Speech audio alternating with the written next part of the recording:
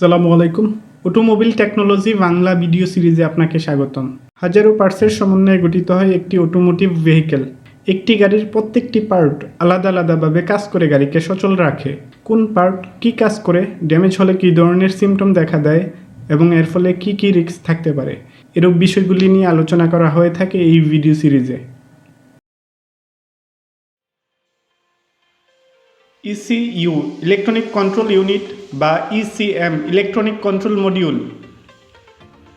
এটি ইঞ্জিনের বিভিন্ন সেন্সর এবং সুইচ থেকে সিগন্যাল গ্রহণ করে তা প্রসেস করে ইঞ্জিনের এয়ার ফুয়েল মিশ্রণ এবং ইগনিশন টাইমিং অ্যাডজাস্ট করে ইঞ্জিনের পারফরম্যান্স নিয়ন্ত্রণ করে।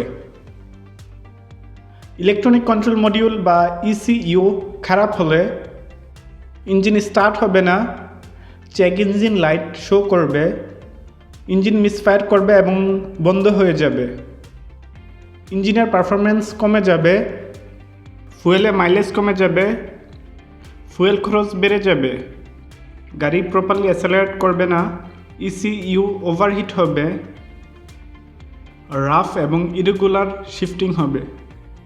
ইঞ্জিন ইসিইউ খারাপ হলে তা প্রয়োজনীয় রিপেয়ার বা পরিবর্তন করে নিতে হবে।